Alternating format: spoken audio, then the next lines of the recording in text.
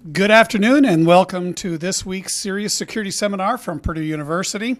We're honored today to have someone who's had a long affiliation with CERIAS being our guest speaker today. Mark Lepker has previously sat on the advisory board for CERIAS, has long coordinated recruitment efforts as well as research efforts between his former employer and Purdue University. And speaking of his employment, after a distinguished career in the Air Force, he then worked for many years for the NSA, recently retired from the NSA, and assumed the position of senior advisor and educational lead to the center. Cyber Center. You can edit that part out, right? All right, we'll try this again. Cyber Center for Education. Okay. I've had a good one started there. Yeah, you did. Good afternoon and welcome to this week's CERIAS Security Seminar at Purdue University. We're honored today to have Mark Lepker as our speaker. Mark has had a long history with CERIAS. He's one of our former board members. And after a distinguished career in the Air Force and then with the NSA, he recently assumed the position of Senior Advisor and Educational Lead to the Cyber Center for Education and Innovation, home of the National Cryptologic Museum. Mark, welcome back to campus. Thanks a lot, Joel. I appreciate it. I appreciate the opportunity to talk with you today. The topic I want to share, and I'll talk a little bit about the Cryptologic Museum because it's really exciting. We're building a brand new museum, 79,000 square feet, and we're rebranding that museum as the Cyber Center for Education and Innovation. But what I want to talk to you a little bit about today is what I call my 80-20 rule. After 43 years in government service, 25 of that with the Air Force and 18 at the National Security Agency, and working a lot with our international partners on some very tough cybersecurity issues, policies, as well as technical issues. I've kind of had an opportunity to reflect on all of that. And so I want to share with you some of that insight, some of those perspectives, and cause a dialogue. So you're going to hear about maybe 20 minutes, half hour. You can ask questions during that, but I also want to have a dialogue with you with any questions that you may have. And they can stem in any particular area. So please be thinking of those questions as we go through the presentation. You don't have to look too far to find that it's getting worse before it gets better. We've had a lot of cyber intrusions. You've got the big ones of the OPM hack, where a lot of personal identification information went out in the open. But you also see even in the entertainment business, where there was the hack to release, that last or the first episode of the Thrones finale. So even in something that may not seem very significant, but has a significant financial aspect tied to it, you see hackers going after this stuff. And it's relatively easy. It's not a difficult hack to get into some of these, and that's why I'm going to talk to you about kind of this 80-20 rule. About 80% of the problem can be handled just by cyber hygiene. And there's lots of opportunities to fix your stuff. The credit information that has been hacked through Equifax was another huge hack. So these opportunities are not going away. In fact, they are part of our fabric. The cyber attacks now, since we have devoted so much of our infrastructure to digital, we live in a digital life. There isn't a single third grader, fourth grader that doesn't have an iPhone in their hand or an iPad or something like that. So we're living in the digital environment. Some people call it the fourth wave of the Industrial Revolution in the digital environment. With that much emphasis in the digital domain, you're going to have the cyber attacks. And why? Because theft is still theft. Theft will always happen. There's bad people who want to take what you have and don't want to pay for it. It's very simple. It can go all the way back to, as this graphic shows, as a bank robber with a physical gun going into a bank and robbing that bank. They have to have access. There's a cost associated with it. that robber had to buy a gun. He had to have access. Well, the bank is right there. The attribution, he's going to get caught even though he has a mask on. And what's his motivation? His motivation is he wants the money. So nothing changes except for in today, they can do it behind a computer. And in doing behind a computer, they're lowering their cost, they're lowering their attribution, but the access, I dare say, is still there. The access is there, and their motivation hasn't changed, and their attribution goes down. Because you can hide quite well in the dark net. Mr. Clapper, who was our head of the Department of Defense National Intelligence, put it this way, and I'll let you read the screen. He feels that cyber attacks are even more influential and more important than the nuclear attacks. And I think there's good reason for that. You've got weapons of mass destruction, if you use those terminologies within the cyber domain. If you pull down a power grid, if you pull down a recycling plant, and all of a sudden you get the bio into your food and into your water supplies. So the critical infrastructure is very vulnerable to cyber attack. And so it's very important to know this. Then you pile on top of that all the historical stuff that we think is that we've solved with antivirus and with the other utilities that you can buy. You know, and that's not true. It gives us a nice feeling when you have McAfee and all these others, and it does thwart quite a bit of it. But you still have the virus, malicious code, Trojans, everything on top of all of the other means. So one of the most important parts of this, as we begin to move more and more into our cyber dominance and protection of that, is sharing of the information. And you can see in this little excerpt, I'll let you read that, Congress actually had a subcommittee work on the protection of security and technologies. And I've highlighted a few things in red. It's the sharing of cyber threat information. And that's very difficult. If you think about a company who gets hacked, their sharing of how they got hacked, their sharing of the information that they actually got hacked, will hurt their company from a standpoint of the soft stuff, trust in their company. People shopping there again. Look at the Target hack and some of those others. Those stores took a hit for a while. But can you imagine a bank? You probably wouldn't keep your money there. But I can tell you that banks are hacked, and it's a financial decision. Is it worth writing off that money? You wonder why your fees are so high, why you pay for charge cards, why you pay for bank accounts. All those fees are used not only to support the bank operation, but the attacks are rolled into that equation now for the bank in their risk assessment part. So getting industry to share their threat information is very difficult. But Congress understands and our government understands that we need to do that.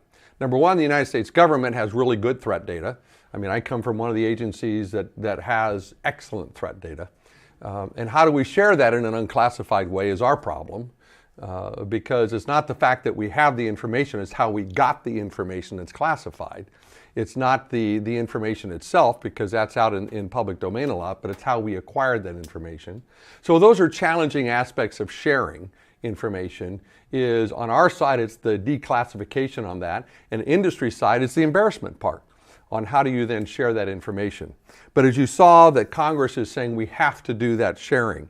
We have to have the private sector and the government share more. In sharing that information, we then, like a high tide, we float all boats. We begin to provide better antivirus, better attack information. We can inform automated tools. There are very many automated tools out now, like FireEye and some of the other technologies that can monitor the activity on the network and have the network self-heal. We've got to get to the point to where humans get out of the equation. If we're the ones that are turning the switch on, the attacks happen, the data's gone, and they're having a cup of coffee before we react to it. The machine has to react to the machine. And we're getting there. We have some good technologies that do some of that work. But when you're doing an automated response, sometimes that automated response gives you a denial of service. And so we have to balance that out. One of the challenges we have in this nation is a thing called the NSS and non-NSS. Now, we love our acronyms in the government, so I'll explain these acronyms. It's the National Security Systems and the non-National Security Systems. Back in 1987, the National Security Act, it decided that it needed to split the two, and it's easily split. Anything that's classified or has anything to do with military operations is considered a national security system. Everything else is not. It's a fairly easy line to draw. Yes? What about critical infrastructure that's important to the security of the United States and its citizens? You hit the nail right on the head, and I owe you a cup of coffee. That is the question today in this dialogue space. Back in 87, that wasn't a problem. Because it wasn't connected to the internet. No. But that law hasn't changed since 1987. There's a lot of dialogue right now in Congress and in the government about critical infrastructure has to be a part of that. When I was at NSA, one of the things I worked with was the Committee on National Security Systems. And in that dialogue, all 21 federal agencies are part of that. And it deals with national security systems information and the infrastructure that supports that information. And all 21 federal agencies have it. They have classified information or information that fits military operations. So all 21 federal agencies, Commerce, State, Education, Agriculture, they're all part of this committee. More degree, obviously Department of Defense and Department of Justice, Department of State have more of that information than the Ag Department does. But the Ag Department does have some of that information. In that dialogue we were talking, and the FAA, air traffic control, is not part of the critical infrastructure, is not part of national security systems. And I see your looks, and those are perfect looks. And when you talk to them, there are certain requirements that you have to protect national security systems by law that you don't have to on non-national security systems. Protecting it is expensive. Not protecting it is cheap. And so when you look at the air traffic control system, it was riding the backbone of the Department of Transportation networks. In order to protect that, they'd have to declare the whole DOT department national security systems, and they couldn't afford it. Yeah, that's very true. Couldn't afford it. So you go, my goodness, somebody hacking into air traffic control could easily bring down airplanes by just changing the data of the altitude and speed of an aircraft. So those dialogues are happening, believe me, especially today. And there are more of the non-national security systems that are beginning to adapt the policies and procedures that are mandatory in national security systems. They're just starting to adapt them voluntarily. And there's lots of organizations that help with that. And those are kind of depicted here. Up on the top, you have a thing called the NIAP, which is the National Information Assurance Partnership. It's a partnership between NSA and NIST on how to evaluate equipment like routers and switches against a standard language called the Common Criteria, which looks at how you list vulnerabilities and testing procedures for those devices. Department of Homeland Security has a very robust now cybersecurity emphasis, and of course NIST is the standard for the non-national security stuff, where NSA and the Committee on National Security Systems are the standard for the national security systems. So you've got this pull between those two environments that's kind of artificial here in the US. With our international partners, they don't have that. For instance, up in Canada, it all falls under one organization, domestic and their governmental environment. Their NSA equivalent up in Canada has responsibility for the full thing. And so we have some artificiality that prevents us from doing some things that our international partners don't have. And so it's fun to work with them on various areas because we can kind of plug some of their techniques in. There's a lot of resources out there for you. I don't know if you've hit these. I'm going to be flipping through a bunch. The information assurance support environment at DISA, which is the Defense Information Systems Agency, is very rich in its information on how to protect your systems. The site's been up for about over 20 years, and it has not only its organic information from DISA, they have what they call STIGs, or Standard Technical Information Guides, on how to set up a router, how to set up a switch, how to set up a LAN, how to set up a network. And those are standards within the Department of Defense called STIGs. But then they have links to everybody else. So it's a really good site. It's public available. It's open. All these things are publicly available. The NSA site, obviously, the information assurance support environment there has a very robust library of studies that are unclassified that people can use. NIST obviously has a wealth of information, as well as DHS. And then, of course, the NIAP has all the product compliances. But this is just the tip of the iceberg of what's available. What I'd like to do now is kind of shift a little bit. Now that we know we have this information, I'd like to shift the discussion into potentially a little bit of a different perspective and approach to the problem. I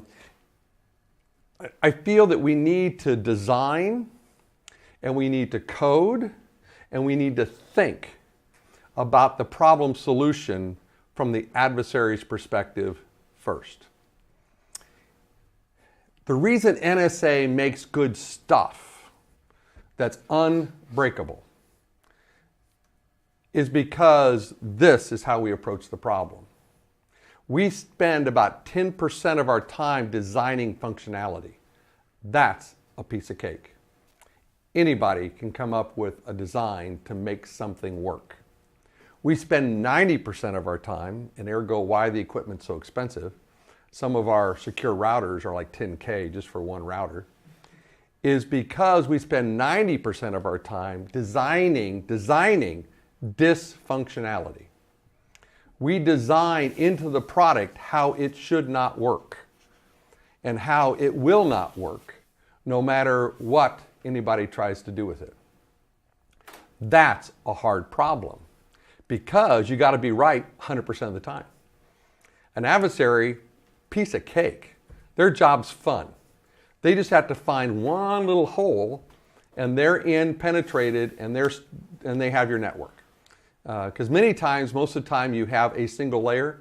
We also talk about multiple depths of defense in our designs, etc. Because once you get through one layer, there's another layer.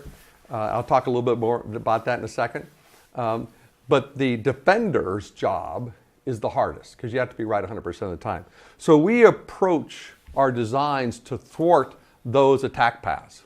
So we spend a lot of time thinking about the attack path. How's the adversary going to attack this device? What's this device for? What is it used for? How does it support the mission that it's designed to support? And those who want to thwart that mission, how would they do the attack? So we spend most of our time thinking about that. And then using this layered data access to those systems and putting multiple layers in. We have a program called Commercial Solutions for Classified, to where we can actually use commercial products in a certain way, in a certain configuration, to protect classified information. Well, if you take a block of Swiss cheese, how many have seen Swiss cheese? You got holes throughout it, right? If you slice that very thinly and then reshuffle the deck and change those slices all around, you won't be able to see through that block of cheese. Now, it still has holes, because let's face it, every vulnerability is a capability. Okay? And every capability is a vulnerability. So there's no way to 100% foolproof a network or foolproof any design. It's always going to be vulnerable. But if you layer that to where an adversary has to get through lots of these, and then you put detection technology in between those layers, you can see an adversary snaking his way through.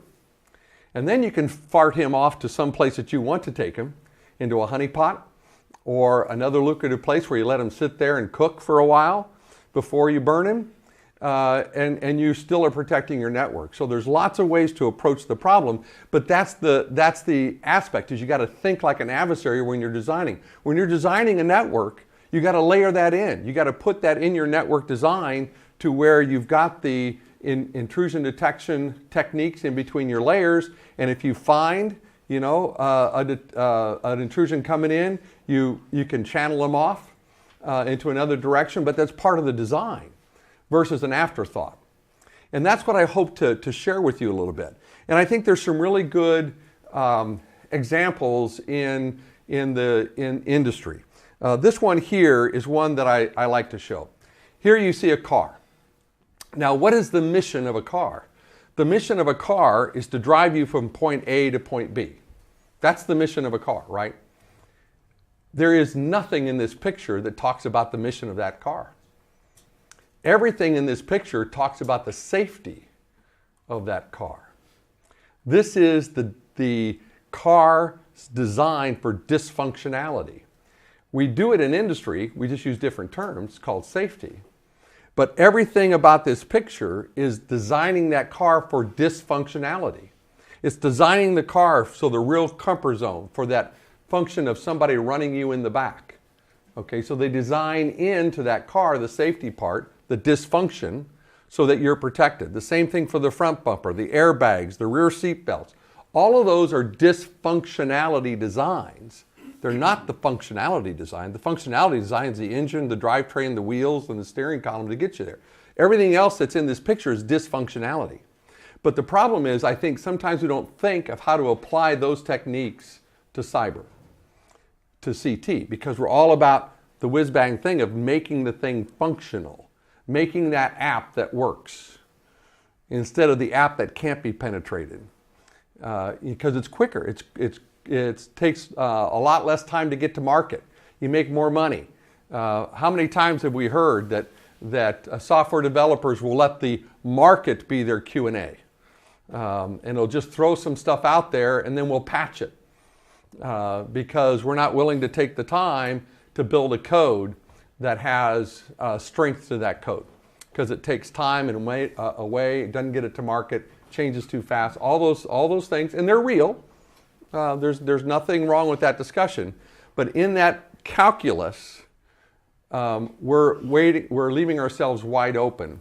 And in today, as we begin to use technology more and more for our livelihood, it could change the way we live if we don't approach this from a different environment. So I want to talk a little bit now about how those adversaries get in.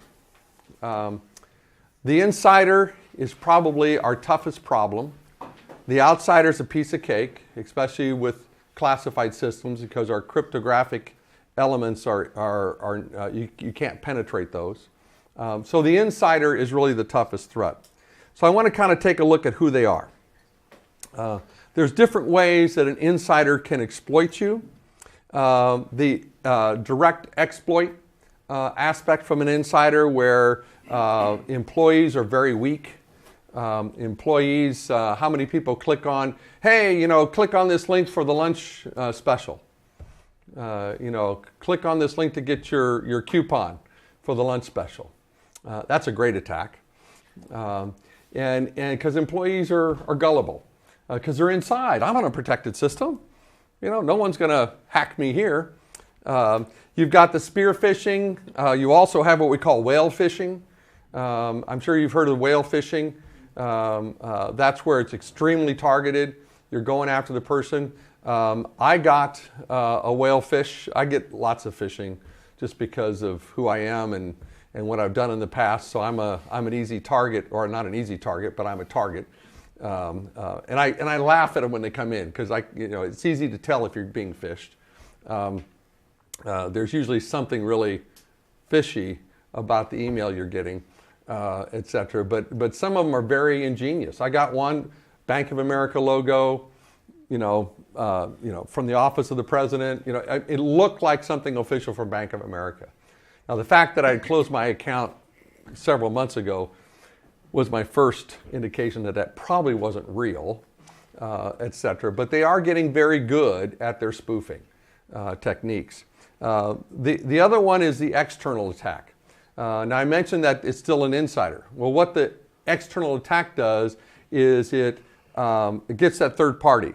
So you get the thumb drive at a conference or a CD at a conference. Or your friend says, hey, throw this on, and you take it inside and you throw it into your system. Well, it's so sophisticated today that you'll never see the attack. That code will run in the background. You'll never see it. It'll obfuscate your system, and you'll wonder why. A really good example of that, we were doing a test through the CNSS and ran a test within a hospital domain. And sure enough, the person put the CD in the system, and it was all a known attack, et cetera. And we worked with the hospital, so everybody in the hospital IT knew it was coming, and they were watching for it, et cetera. But that attack gave root to the aggressor, and that root could have gotten into the operating rooms and changed the oxygen content going to a patient, and changed it from oxygen to CO2 and put that person in a coma. And that was one of the things we wanted to show to this hospital. And that actual exploit was able to go, whoa, we need to, and we were telling them they needed the data layer. They had everything accessible from one system, and we said you need to separate your systems. And so once you get into the system, you don't have access to the operating room, so to speak. And that helped redesign their system. But it was an interesting exploit. And that was a third-party exploit. The malicious stuff, and that's the disgruntled employee who says, I've had it with you guys, and puts a bomb on the system. And then the last one is just the dumb, stupid tricks. The clicking on something you shouldn't do, and it's unintentional. It's not malicious. It's just they're doing dumb stuff. So that's how attacks happen. Now, how do they work? Usually the first step an attacker is trying to do is, number one, remember we talked about access, cost, attribution, and motivation are 4 factors we look at. They're looking to get inside your system at any cost to do whatever and see what kind of things they can get. Now, the first things they do is do kind of a recon. They're looking for where is the information that I want. So they're low and slow. You're not going to see them.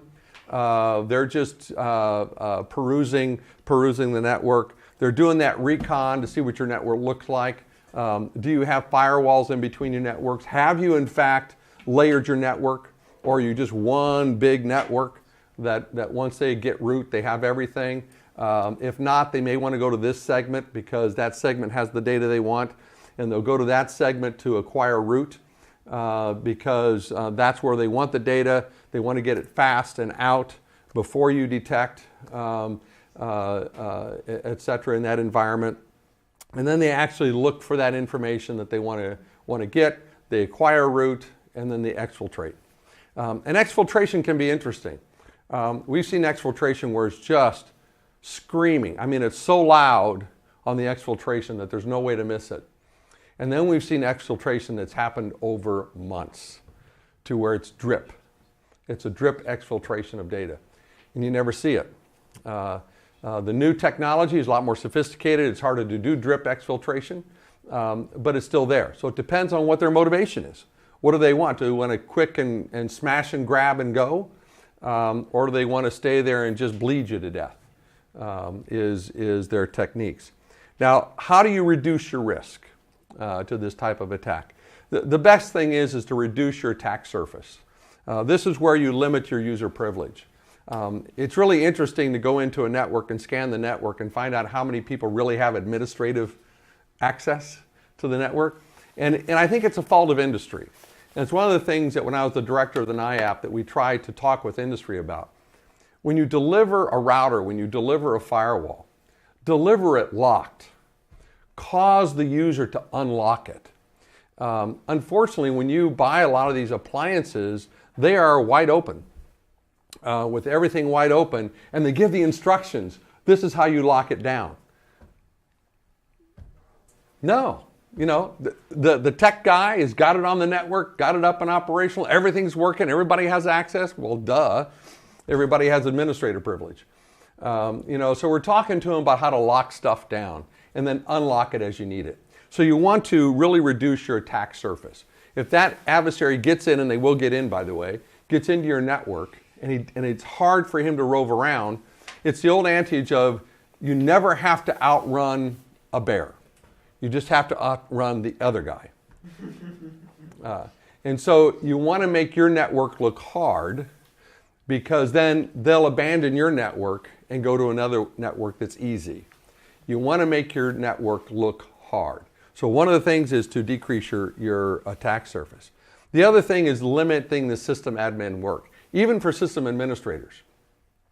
We have a policy, and some of the policy documents, and I'll show you where you can download those, will show you that even for someone who is a root administrator, they have to sign into that root password, and they can only do a certain amount of functions for that root password, and then they got to come out of that root, and they're still an administrator and have increased privileges, but not root all the time. So there is a way to manage administrators to where they do root when they need root, but they're not in root all the time, and they're audited. And so you audit your system administrators on how often they really truly have root and what they need root for. You don't need root for setting up a user account, okay? But it's amazing to look at it, system administrators, and how many of them are in root doing normal things that you don't need root access for. So it's limiting those admin privileges. And it's maintaining that access control to very minimal persons. And those people have additional security reviews. Those people are audited. Those people have to report their activities. And you make it harder for those folks. But it's part of the profession. And you tell them that coming in, that you're auditing and monitoring their activities. And you really do read the audit logs for them. Audit logs are notorious because they're never read, etc. So you read the audit logs for that small community, and you let them know. One of the activities that I got to do in my career was working on the Star Wars program. Now, most of you have probably seen that in your history books. That was during Ronald Reagan, and it was when we were doing the Strategic Defense Initiative and the Star Wars stuff. So some of the software we were developing was very, very sensitive, and it was split out into many sections so that no one knew the entire code. And it was called Secure Software Design, and everybody had a little slice, but they didn't know the whole thing. And since it was a very small amount of people, we instituted a very rigid audit tracking, that if they strayed from their environment, it would send an alert to the Information System Security Officer, and they'd get a little knock on the door. It was so good and so precise that many of the employees, because you think about it, you're working on this slice, and you're thinking about what you need to do, and you may wander outside of that just by accident. It was so good that when they did wander, they reported themselves. They'd get up from their desk really quick, go down to the office and say, whoops, I didn't mean to go over there. And they would clear the fault and go back to work. So monitoring people's activity helps them stay honest. It keeps the honest people honest, and it catches the non-honest people. So for a small group of people, you can do that with. Can't do that across the entire network. That's why you limit privilege, and you limit the amount of access that people have. Then this is an item that most people don't think about. You hunt your own network. So you go in and you hunt for people doing a drip. You hunt for, why is this database over here being pinged at 2 o'clock in the morning? And only on Tuesday and Thursday. Why is that? And then you start doing some analysis. And it's Johnny who's coming in late and staying late on Tuesdays and Thursdays. Okay, let's go talk to Johnny. Oh, that makes sense. Or no one's in the building. But that database is chunking at 2 and 3 o'clock in the morning. Why? So you go hunt. You actively hunt your own network. And there's techniques to do that today. And by hunting your own network, you're looking for the adversary. Because he's there. He or she is there. So you want to hunt. And then you monitor. You track everything that's going in and out of that network. It's really interesting when you start seeing a ping, where you start seeing a beacon going out to a website that's a known adversarial website, where you see a beaconing trying to go out and communicate. Because that's the first thing they do when they plant an appliance on your network, is it'll ping out to see if it's got a path. And you can see those pings if you're looking. So you want to monitor for that stuff. So that's kind of how you reduce your risk. And you notice I use the word reduce. There's no such thing as eliminate the risk. It's just a reduction in that risk. Now you can leverage a lot of best practices that are out there. Here are some that I put out there. The Information Assurance Agency or the Information Assurance out of the National Security Agency has a lot of unclassified stuff. Our biggest problem is sharing that with people to tell them, hey, it's out there. There's tons of information on how to do the privilege access management, least privilege on your system, how to set up a firewall, how to set up even a home network, how to set up the virtual networks. So these things are hardened. So please make available, go to those sites, because truly 80% of these attacks can be thwarted. 80% of them can be thwarted just by proper cyber hygiene. But we just have to do it. I can't tell you how many people, when I talk to them and they say, oh yeah, I haven't posted that last update from Microsoft. It's been a couple of months. Well, the adversary has a couple of months because they know what the patch does and they're exploiting that vulnerability that patch makes. That's how they got into OPM. There was a patch that wasn't posted. Known vulnerability, piece of cake, come in, they know it was vulnerable, they tested it, yep, they haven't patched yet, walked right in. If they would have patched, they wouldn't be able to get in. So 80% of the problem can be solved just by proper cyber hygiene. Now, one of the things that we're trying to do at the National Cryptologic Museum is provide this center. This is a depiction of the new museum. It'll hopefully open in 2021. It's going to be 79,000 square feet. The outside of the building is an encrypted message. The key for that encrypted message is in the sidewalk. And so it's built as an educational environment to learn not only about cryptography, cybersecurity, information assurance, but to also commemorate all those people who helped design all this stuff. So a lot of the artifacts, yes sir? Where is this going to be located at? It's in Fort Meade, Maryland, right outside of NSA. The current museum is there today. There is a National Cryptologic Museum. It's right outside of NSA's gate on US 32 and 295 at Fort Meade, Maryland. The current museum is a very small, used to be an old Holiday Inn hotel. NSA discovered that more foreign nationals were staying at the Holiday Inn Motel than nationals, so they bought the hotel and closed it down. And it sat in disrepair for a long time, and then General Minahan said, let's put a museum in there. And so all the declassified things over the years have been placed in that museum. The Enigma machine, anybody hear of the Enigma? We've got about 5 of them working that are out that you can touch, play with. We've got, anybody seen the Imagination game? Where the Brits developed what they called the bomb.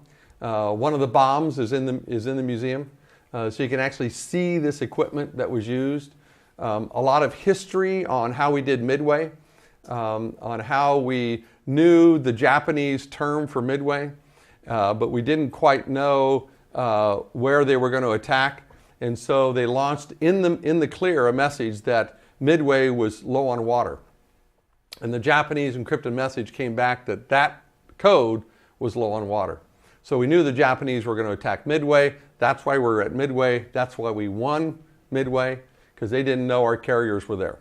And so it talks about intelligence and how we do encryption and how all that's been used to support our military operations and other techniques are in the museum. A lot of the stuff I worked on is in the museum, which is kind of interesting.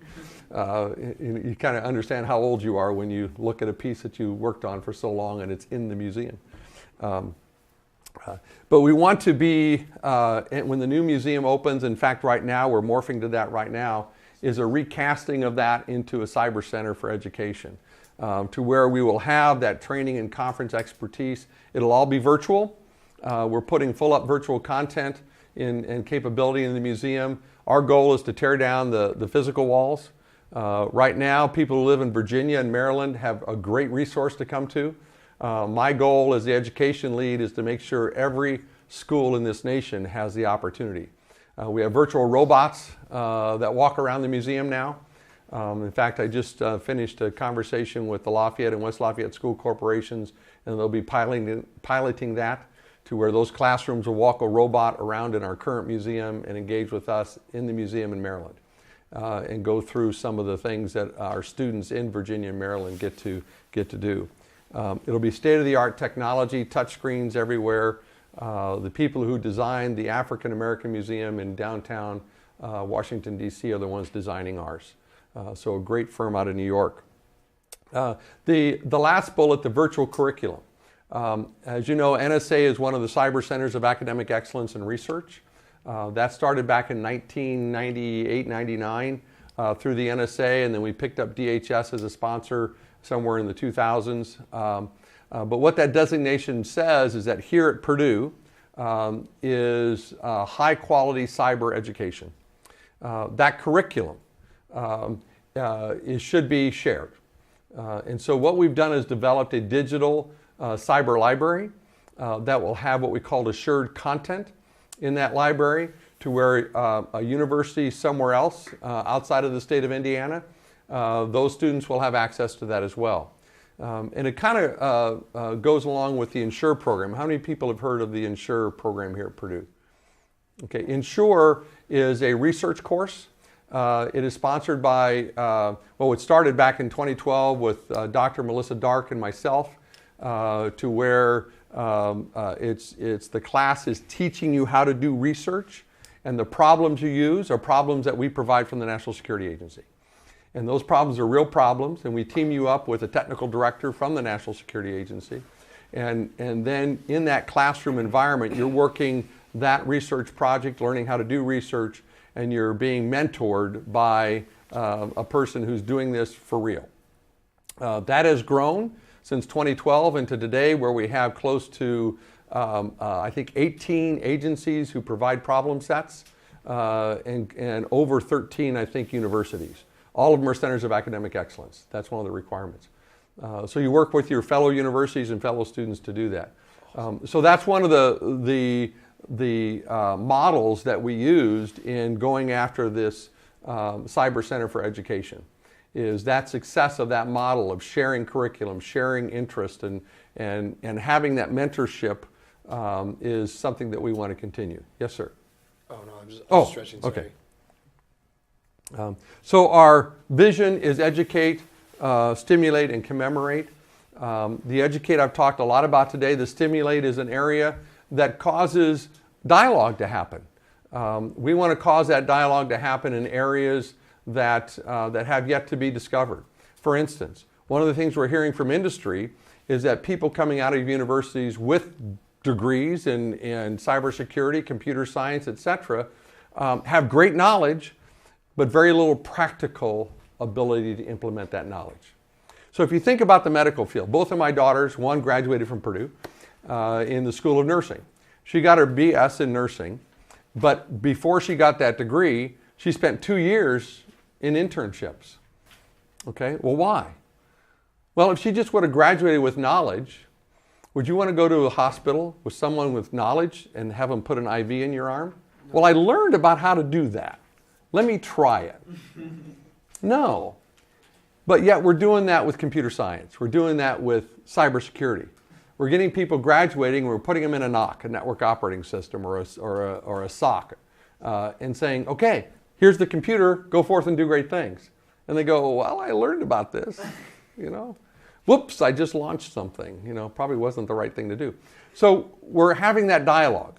Do we need to think about the future of cybersecurity education, computer science education, etc., and put an internship component into it, to where when you graduate with a degree, you're actually a practitioner as well as a knowledgeable person? Well, that's a tough thing, because to do that, you got to change curriculum.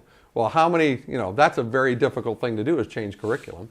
And so we need to dialogue that. We need to have that stimulate opportunity, to have that discussion, and to think of, okay, that may be a good idea, but here are all the barriers to that. Here's the pros to that, but how do we get there? Hospitals provide a ready place for internships. Well, where would you do an internship?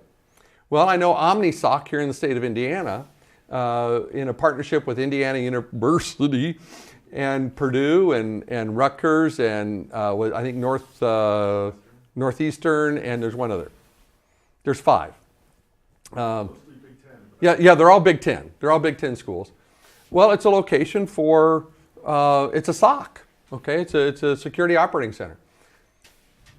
Those state-operated environments might be the target-rich environments where you staff it with professionals, 30-40% of them, but the others you bring students in.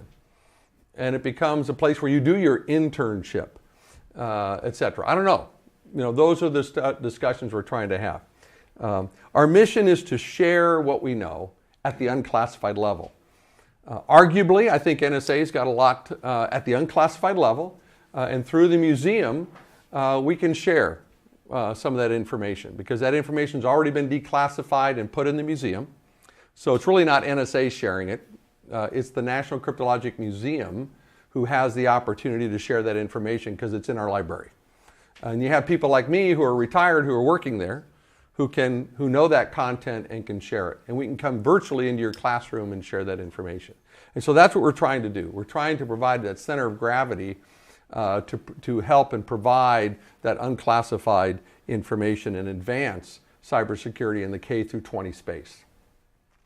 Here's some pictures of the new museum, the internal stuff. It's really exciting. 79,000 square feet. We can hold a conference of 700 people in the main lobby of the area. Again, all virtual. You could attend one of the conferences sitting right here and have a meaningful interchange live during the conference, and that's what we hope to do. Then somebody like Purdue, you've got this great facility in here, and we can do that. So with that, I want to leave some time for questions. So have you been thinking of any questions during this presentation? And if not, I probably have some questions for you. Oh, good, hands. Yes, sir. I worked on a long time when I was graduating in my senior high school. During my senior year in high school, there was a large lack of a computer science program, and I wanted to bring that to the school before I left. And I ended up incorporating that, including with APs, but I also made sure there was a big focus on security, because I've seen a major interest in that in the youth there and in a lot of other high schools that I kind of profiled to see what would be good to incorporate.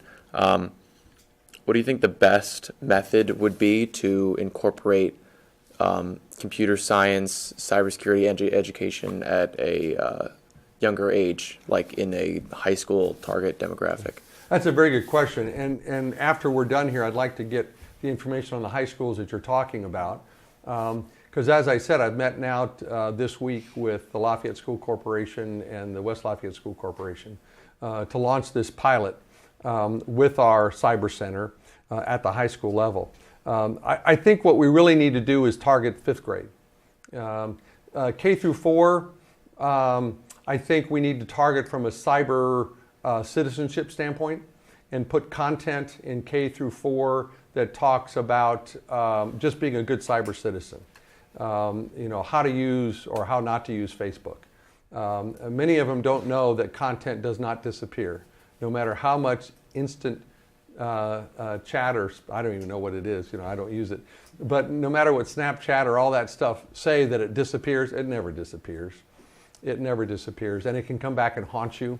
Just look at what's happened in our society lately. What you've done in high school can come back and bite you.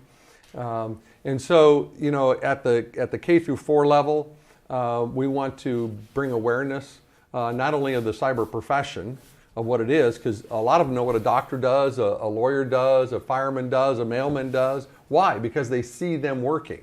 No one sees a cyber professional working, and we got to figure that out in the K through 4 area so they get interested in it, just like you folks are interested in computer science. Starting in the 5th grade and up is where we want to start bringing this content. We want to bring content in that whets their appetite, gets them involved. These concept of designing from an adversary perspective, instead of just teaching, go code and do something nifty and make something work. Make the robot work. Well, what about attacking that robot? Okay, well, if you're designing the robot without preventing the attack, someone can get to your robot. Okay, so we want to teach the fact that people can take advantage of your robot. Look what they did to the Jeep, the Chrysler Jeep.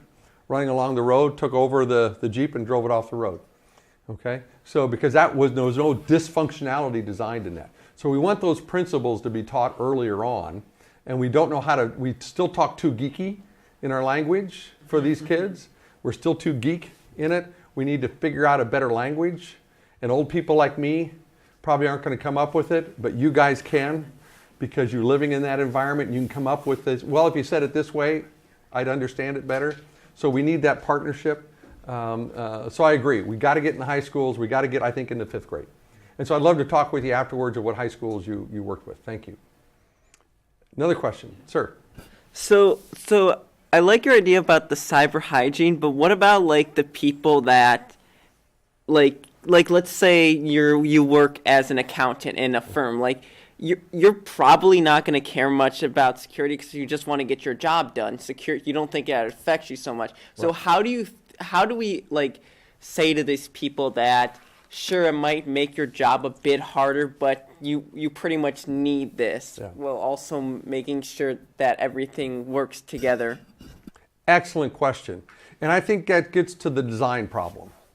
Since we're not designing from an adversary perspective, we're designing functionality, right? So we've designed an accounting system for that person to do their job, and they do it well and everything else like that. But because we didn't design from a dysfunctional standpoint, we only designed from a functional standpoint, we've left that employee vulnerable. And then we say, well, it's your fault. You got to fix this.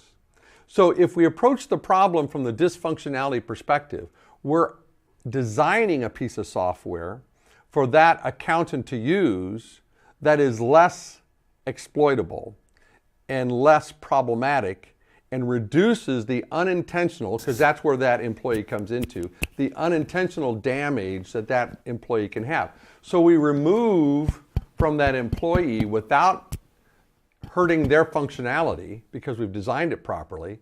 We remove from that employee the danger of that employee from doing something unintentional, because we designed the software better. And so it's a different approach to it from that perspective. I didn't silence my phone, but I will now, sorry. So it's approaching the problem from that perspective. And I think we have to do it that way, because if we don't, we continually have to then ask that employee to do something that that employee, number one, probably doesn't comprehend. Number two, goes, this is a pain in the butt because I'm supposed to be an accountant, not a security guy. And so we put them in a bad position by not designing the software in a dysfunctional way. We have unfairly caused that employee to be a security officer when that's not their job.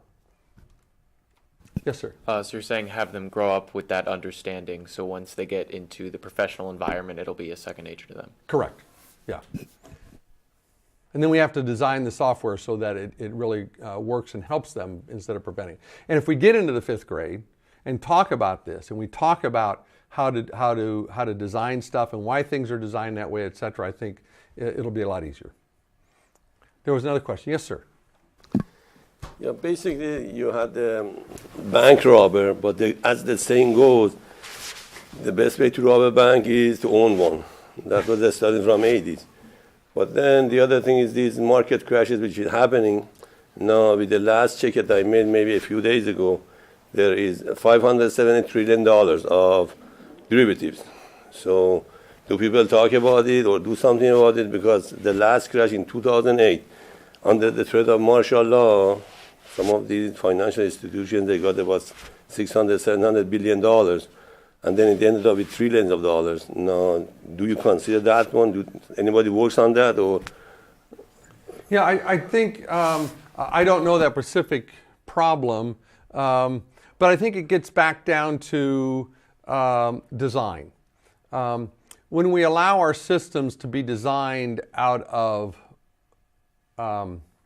what's the word I'm looking for? Blatant trust.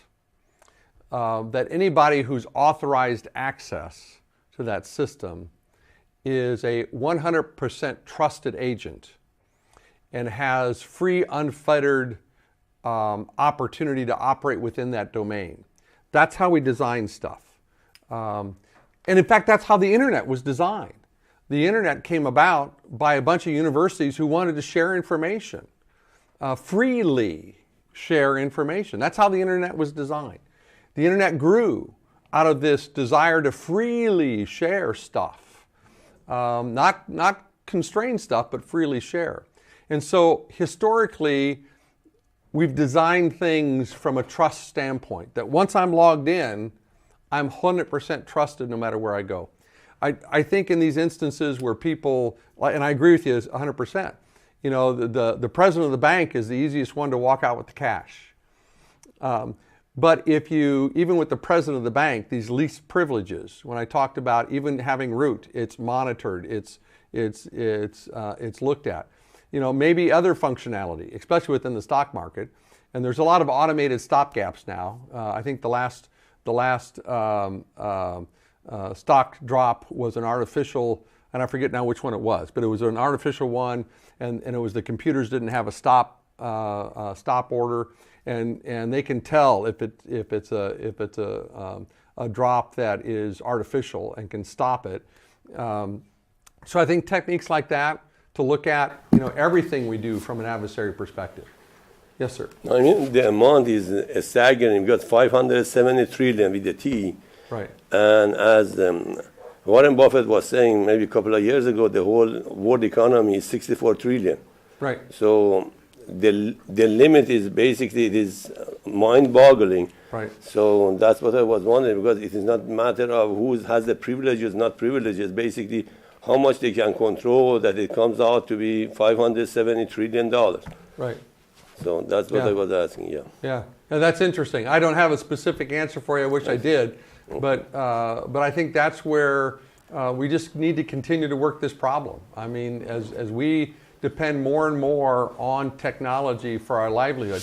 I mean, I was at a conference down in Indianapolis yesterday, and somebody told me, and they just made the comment, so I don't have any specific knowledge, but somebody said the refrigerator can let you know when you're at the grocery store if you need more milk. You know, and I was just going, what? You know, so the refrigerator can tell you if you need more milk. Now that's an interesting technological jump. And to where, you know, now is that protected? I doubt it. You know, and so the more we depend on technology to run our lives, I think is the more we have to really seriously look at this. Yes, sir. I think maybe we should talk more about ethics than the other things, because basically, as the story goes, somebody asked somebody else, what do you think about the money? And he said, no, money is not everything. Money is everything. Yeah. So that's basically the ethics that most of the people have, so that is causing the problem. Yeah, no, I don't disagree. Ethics, I think, are a very important part. Cybersecurity is a multidisciplined environment. It's just not computer science. It's across the full spectrum. And that's why I talked about K through 4, it's citizenship. And that's the ethics part of it.